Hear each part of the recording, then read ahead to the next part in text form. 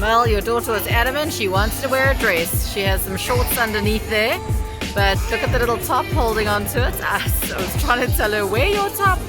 No, look at it.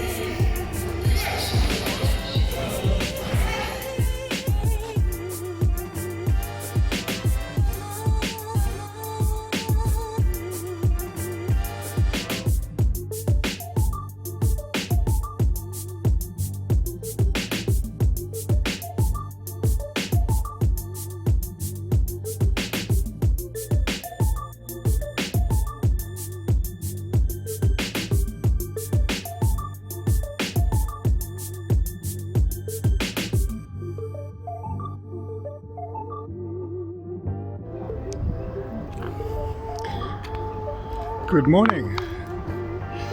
So I'm on my way from dropping the kids and Donna at bouncing in Cornubia, and I'm now riding up between Cornubia down to Umhlanga up to Salt Rock, where I'm going to meet up with Donna and the boys, and we're going to do some snorkel diving and relax on the beach.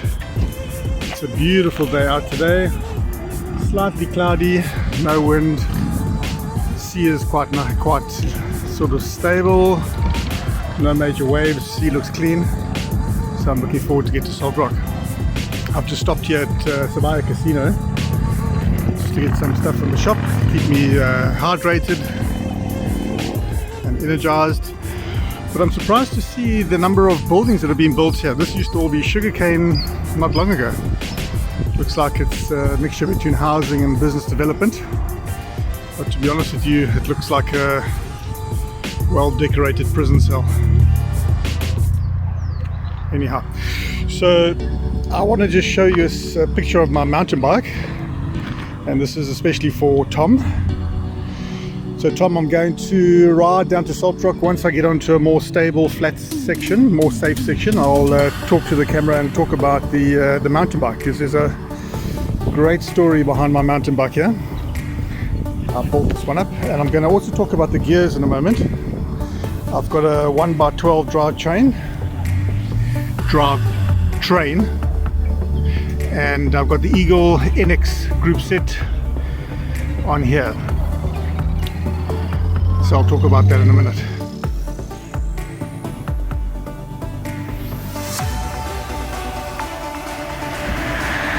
So I thought I'd just stop here. Come all the way past Umhlanga, past La Mercy, past Tongaat, about to get to somewhere close to Belito. And I'm stopping here because I wanted to take a quick video of this place here called Beach Buns, which is just north of La Mercy, kind of Tongaat area, and it's positioned right on the beach. And what's nice about this place is you come and park off underneath this Bodum tent or Bidum tent, relax in the sand, have a couple of drinks, and make some fantastic cocktails. If you want, you can go and have a swim in the sea there, and just enjoy your day. And it gets hell of a festive here on a Sunday, and you'll notice all the cars, but by sort of 1-2 o'clock in the afternoon, at the moment it's just going on 12, it'll be bustling, and there's going to be music, proper rave music, and perhaps some live bands. But as you can see, it's a local, what we call here in South Africa, a local haunt, and I haven't been there for a while. Very nice to see it again. Perhaps one day we'll make our way over here and enjoy a Sunday afternoon. Traffic hasn't been too bad, road's been quite nice. I'm going quite fast at a good pace. You see a lot of adventure motorbikes coming up and down this road on their way between Durban and Umhlanga up to Belito, perhaps further, trying to find a good spot for a lunch and a beer, and then they make their way back. So a lot of the BMWs and KTMs and all those sort of bikes coming down. Right, so I've got about another half an hour to an hour to get to. So I wanted to take a quick video of what you see here in the road. We see this quite often in South Africa. It's the local communities that live in makeshift shelters around these areas, probably just behind this bush. I can hear a lot of noise there. They don't like something about lack of service delivery and whatever they want to protest about. They come and put tires in the road and burn the hell out of the road to stop the traffic and stone cars and things like that that drive past because they're just wanting to make a statement with the government. So we get used to things like this in our country. Where you see all the debris just lying on the side of the road. It's like this across many roads in South Africa. We see this happening. And our traffic is so I've now made my way up to, just getting up to Palito. You can see the Zimbabwe Eco Estate just in front of me over here. You can just see the tops of the roofs. My mate Dimitri is going to meet me there at Salt Rock on his way there. Donna's just in Cornubia now, and I've asked her just to pick me up on the way. She sees me on the road, but I have a feeling I'm actually going to meet her there. So Durban, we've seen us on the beach 2 weeks ago. Our previous videos, Durban, which is kind of south of Palito, down that sort of road. Not too clear because I'm not using the Film Pro app at the moment. So I've got a long undulating climb now to get to the top of Palito. And then we're pretty much home free from there.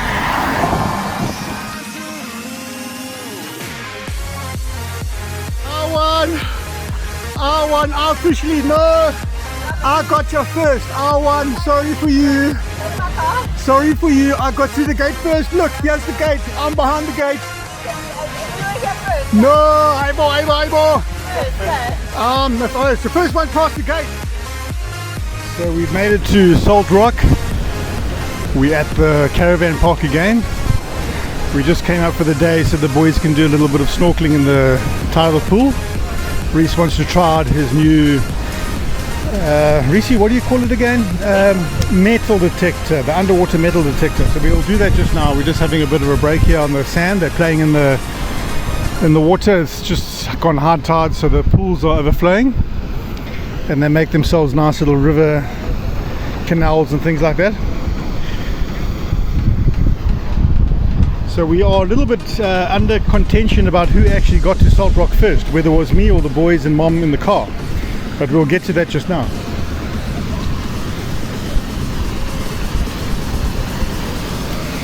And Briley, what are you up to, Briley? Making sand castles. Cool. And Don and Dimitri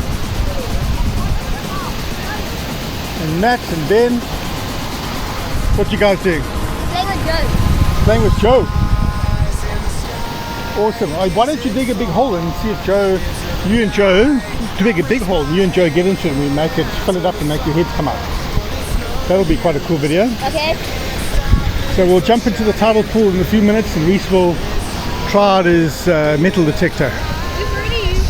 And did you find anything?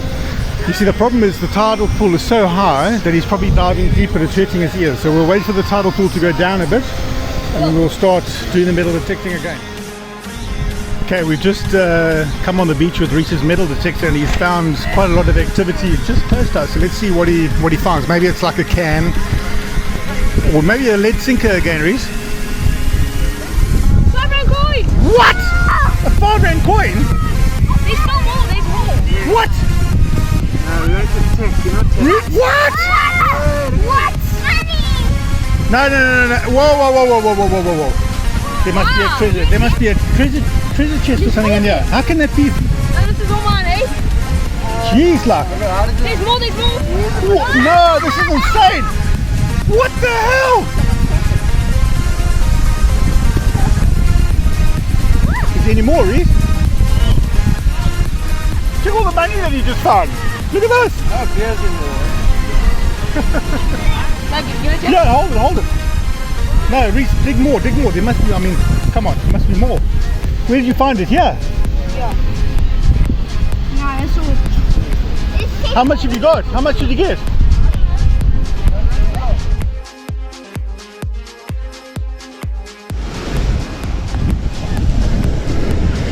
We're all having fun in the sea.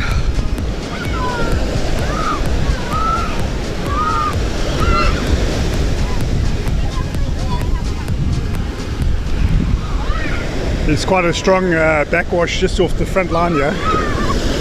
But as you get in it just sucks you back. Matt's gonna get a nice dunk.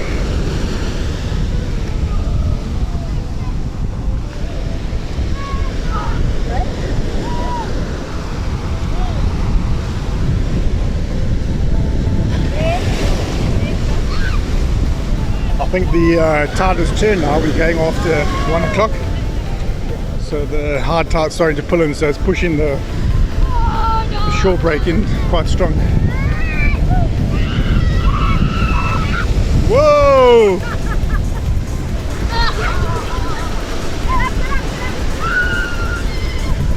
Donna panicking. The last thing you want to do is lose a child in the water.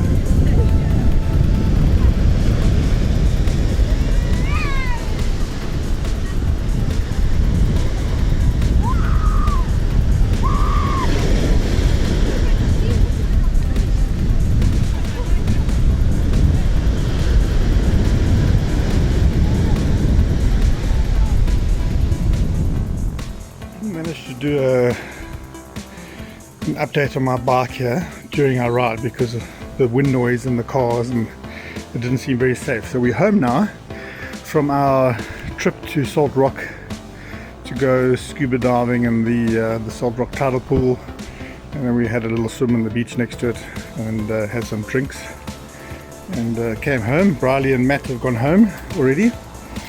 So I'm just going to talk to you about this mountain bike because I rode from Cornubia up to Salt Rock, and I haven't ridden that far on the tar road for a long time. It was actually really nice. I really enjoyed that. It was a good ride. It was about 40 k's, and Reese and Ben and Mom beat me by what, Reese, Ben? About 5 minutes, eh? To the end. They beat me by 5 minutes. Can you believe it? So they were bouncing at Bounce King for 2 hours at Cornubia Mall, and it took me, must have been 2 hours and 15 or 2 hours 30 minutes to do that 40 k's, but I stopped a lot and did certain things. But anyway, let me tell you about this bike. Okay, so first of all we'll start with how this bike was formed, because it's not standard. This is a complete built-up bike. So first of all, I'll talk about where the components came from. Is a 2010 Specialized stunt jumper. The rims, the hubs, the stem,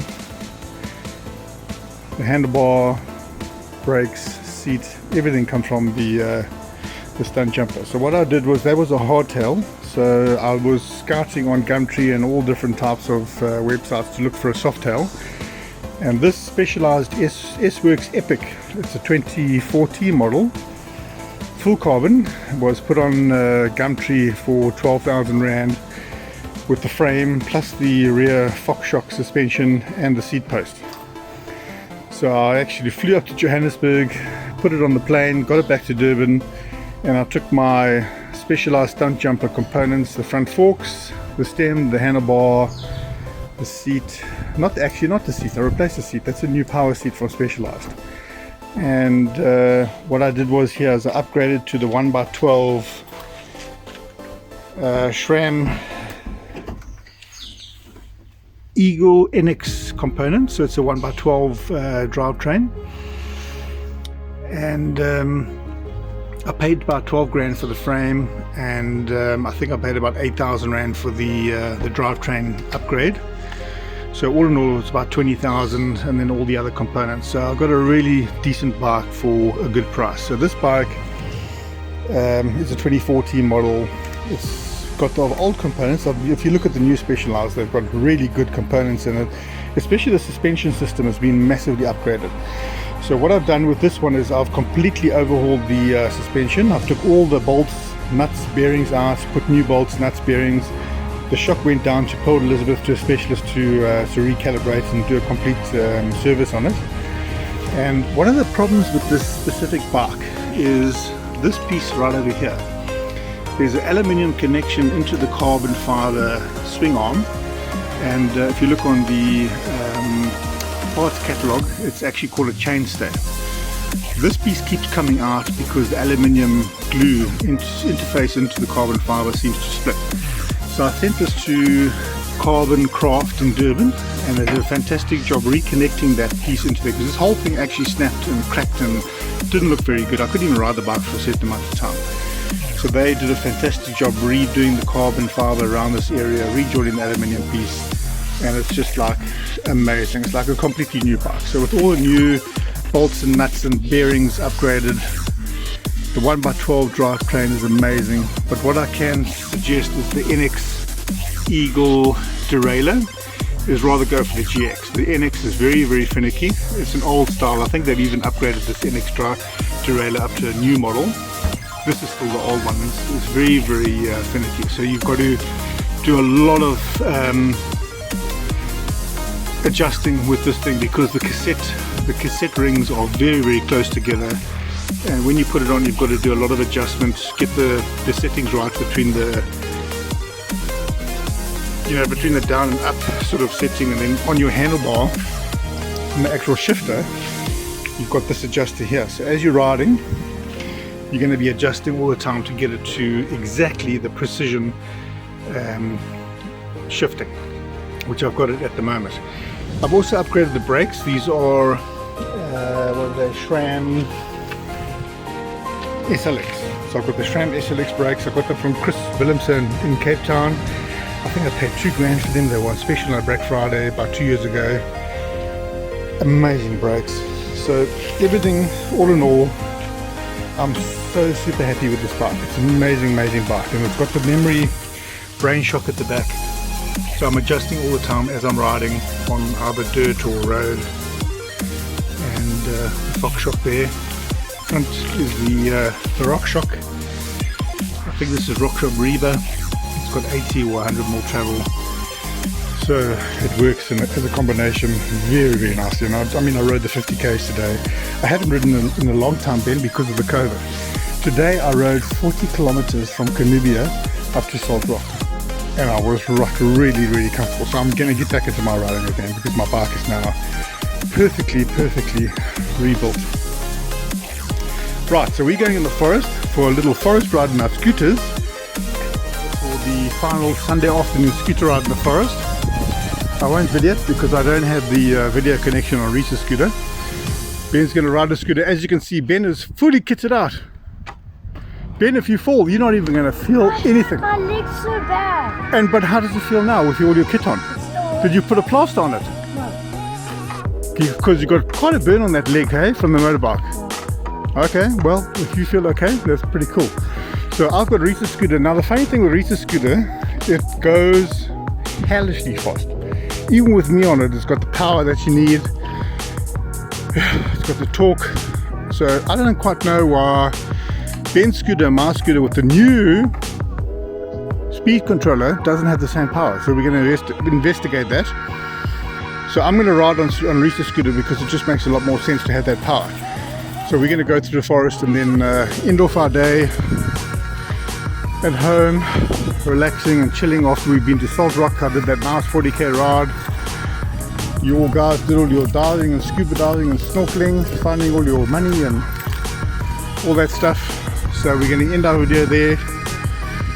Happy days! Cool guys, stay tuned, like our channel, subscribe, because the more subscriptions we have, the more likely we have, the more content